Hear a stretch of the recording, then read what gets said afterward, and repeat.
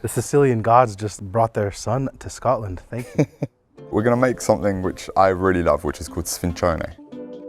It's a kind of deep dish-ish pizza. It's a traditional Sicilian street food. We basically make a dough which is somewhere between kind of like pizza and focaccia actually. Okay. And then we top it with some cheese, some anchovies, and then like a tomato and onion sauce. And then we're gonna bake the whole lot all together.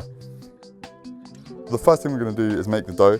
You just kind of weigh everything into the same bowl. And if you've ever made focaccia, it's a pretty similar process to that. Okay. I'm gonna start with the flour, something with good gluten capabilities. We're just gonna go straight in here. Usually if you're buying specialist flour for making bread or pizza, it will tell you about the gluten content on the bag. You see here where it says strong white wheat flour. Yeah. That's kind of what you want to look for. The reason it's strong is because it's got loads of gluten in there. So it's going to build a nice elastic network of gluten that can be filled with air and make a lovely light airy dough. Type 00 means that it's finely milled. So it will be a nice smooth thing to work with. And then I'm going to measure the yeast and I'm going to mix that straight into the flour. And then give that a mix like that. And that's kind of dispersed through there now. And then I can make kind of a little well in the middle, and then I'm gonna weigh the water directly into there. And it's nice to weigh your water instead of just using milliliter kind of measurements on the side of the jug. It's much more accurate. A lot of people don't realize that a milliliter of water is a gram of water. So if you ever need 400 mil, you want 400 grams. And it doesn't have to be super precise necessarily. There'll be some differences depending on the brand of flour, the type of flour, where your flour's been stored, where you're cooking, how warm it is. All of those things will kind of slightly affect dough. So you can just take that into account. If you need to add a bit less or a bit more water, you can. It won't like ruin everything. Okay. So that's like meet in the middle. I'm gonna start with 375 grams of water there. For this and for people making it home, it's not that like serious to be super precise with all of your measurements. Okay. You could make this by eye if you wanted to. Yeah. This is gonna make it a little bit easier. So I'm gonna add the salt straight into the water to dissolve it. And I can just weigh that out on here again. About like that. Perfect. So I can pour that straight into the water. And that's everything that goes into the dough. So now I'm just gonna start mixing it. But anyone at home with the stand mixer, put all of this in the stand mixer and switch it on for 5 minutes. Okay. And you're good to go. So we're just gonna bring it together in the bowl until you have kind of a nice dough. Like it begins to form super quickly. And you can already see like we're developing gluten. As soon as the flour starts to hydrate, as soon as you start moving it around, things are gonna start happening. And once you've made this a few times, if you're feeling a bit kind of bold, or if you're using a stand mixer, you can really up the hydration of your dough. The more water that you can get into your dough and the more water that the flour absorbs, the more liquid there is to evaporate. So once we put the dough into a really hot oven, the water inside it will evaporate quickly, and that is what creates those air bubbles and lightness of dough. So if you're able to put more water in the first place, your dough expands more and you end up with something that's lighter and with more and more holes in. I'm going to take a little bit of flour and just dust it onto the work surface.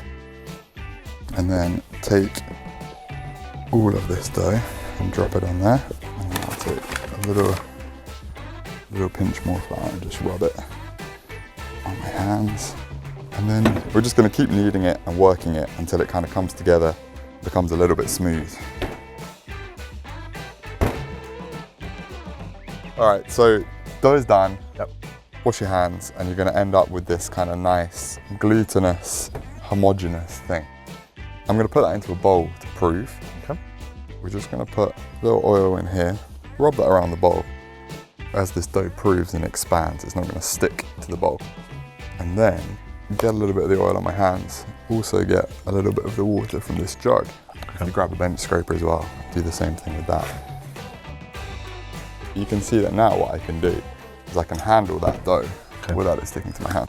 So I'm just gonna pull it, give it like a quarter turn, and with my little fingers, I'm gonna pull again from there. Just repeat that a couple of times. But it's a bit like making a pizza ball, but it just gives some structure to this so that while it rises, it all happens in a nice way. So if I give it a little ball, scoop it up, and then that can go right into that little puddle of olive oil. I'm also gonna touch the top with a little bit more, rub that over, So I guess now we just let it rest? Yeah, I'm gonna cover it, take it inside, let it rest, and then thanks to the magic of YouTube, we'll swap it out for one I made earlier. Fantastic. Dough's all prepped. Yep, now we're gonna make the sauce. I'm gonna start with chopping up this onion. And for this, I'm actually gonna like slice it because I want some nice slivers of onion through the sauce. Okay. Now I see you have anchovies. Yes. It's gonna be super salty. They're gonna bring like salinity to it, but they're not gonna make it fishy. You know, if you eat like an anchovy on a pizza, it can be pretty fishy, right? But when you use them like we're gonna use them, which is to put them into the pan, melt them into the olive oil with the onions, and then add the tomato sauce, let it all cook for like 20 minutes. You can feel the good kind of savory flavor they bring to the sauce, but without making it fishy. Okay. So if you're not into anchovies, if you're a bit about them, I would say still try this, honestly. It doesn't taste like anchovies, it just gives it a depth of flavor. All right, oil, just gonna warm that up. And then I'm gonna put a couple of anchovies straight in here. And you're gonna see these just like dissolve in the heat. Some of the oil that they've been packed in, that never hurts either. And I can start like straight away with the onions. You want them to like stew down a little bit, all kind of cook down together and get really nice and soft and golden. And then a little bit of salt. That's gonna season the onions. It's also gonna pull out some of the moisture in them, which is gonna help them to cook a little bit quicker. And that's it. So we'll give this a little stir. Let it kind of come up to temperature. And then we can let those like sizzle away for 6-7 minutes until everything's all soft, all golden, and then we'll add the tomatoes. Looks beautiful. They look melted. They're ready. The last thing that I'm gonna do with this sauce is just add the tomatoes. This is like smooth tomato sauce. Okay. You can just pour that straight in there. And I'm gonna put a little salt as well. Give this a little stir. We're gonna cook it until it's kind of thickened up a little bit because it's gonna get a second cook in the oven.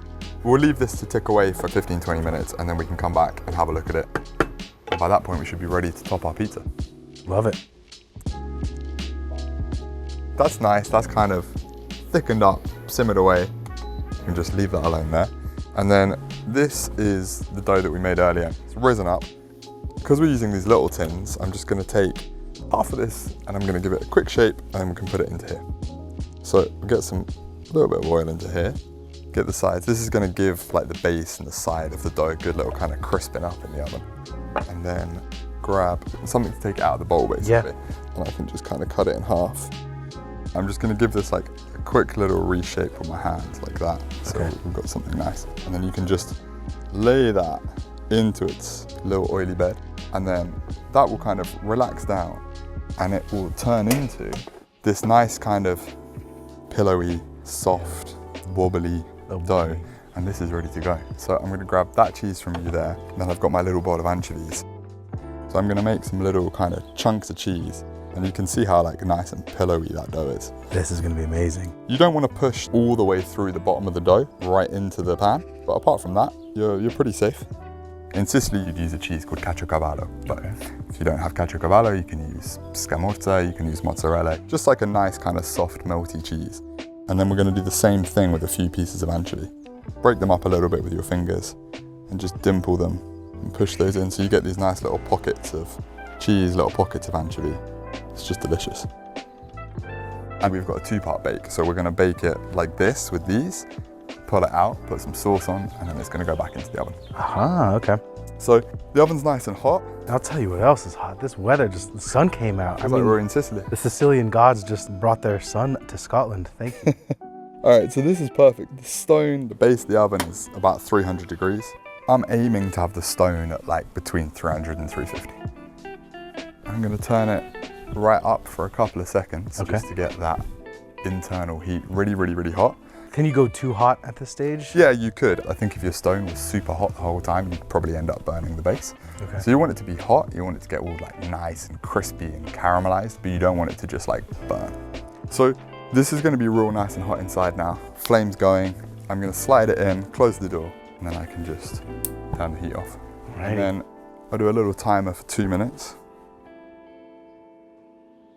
It's been 2 minutes. Have a little peek, we can pull it out of the oven. Yeah, perfect. And it's like puffed right up. Yeah. The cheese has started to melt. Basically, the bread started cooking. Now that we've got this, I'm gonna close the door, get the oven back up again. All right, so now we can stick some of that delicious tomato sauce Okay. on the top. You can be pretty generous with the sauce. Get a nice, good thick coating on there, and then just spread it around. You can go edge to edge with this. Right, so that is perfect. We've got a nice, generous, even coating of tomato sauce. Yep. The oven is firing back up. So I'm gonna put it back in and just turn the flame down low. And the other thing that I'm gonna do is put it in the other way from the first time I put it. So we open that up, slide it in, and then I just turn that flame down. And at this point, I'm gonna give it a little bit of time with the flame because we've got the sauce on there now. It's gonna protect it, and it's actually quite nice if you get these little patches of sauce and onion that catch a little bit on the flame. So this has had a couple of minutes. Yep. Flame on, it smells good. It does smell good. You can see this is exactly what we're aiming for. Some of that sauce, some of the onions are catching.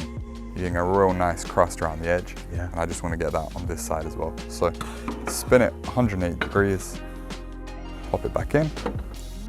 So we'll give it a couple more minutes and then we'll pull it out and we're just going to finish it off with the anchovies, breadcrumbs and cheese. Love it. We're giving it another few minutes. We can pull this out, we can have a little look. And if the dough is done, which I think it will be, we're gonna hit it with our little topping and then we're just gonna like kiss it back in the oven to finish it off. And you can see some of those little pockets of cheese are starting to come through. So that's great. So how do we know that the dough's ready? Okay. You can do this by eye, you can do it by timings, and all of those would be in the recipe. But if you want to double check, Yes. grab one of these. And with most bread, you're looking for an internal temperature of about 95 Celsius. So you can just go in there, into kind of the center of the dough, and we're pretty much spot on. I know now the middle of that is cooked. Okay, perfect. The last thing to do is just put these toppings on, and then we're just gonna touch it back in the oven. So we can go with the breadcrumbs first, and then into those, I'm gonna put some of that oregano. A nice little pinch of those in there. And then if I just take off a little chunk of cheese, I'm gonna grate that into the breadcrumb and oregano mix. Put a little pinch of salt in there. We'll mix it up. And then I'm gonna take this and I'm just gonna sprinkle it Oh, wow. all the way across the top. You can go all the way to the edges. Okay. And then the last thing to do is just to have a little drizzle of olive oil, and then we're gonna go back into the oven. And it's gonna be really quick this time. All right, just like that. I'm gonna put the flame low, Okay. but it's nice and hot in there. But the dough's cooked through. This last part really is just to kind of crisp up those breadcrumbs, melt a bit of that cheese that we've just put on the top, Okay. finish everything off. So we can just go straight in like that, and then we'll just keep an eye on it.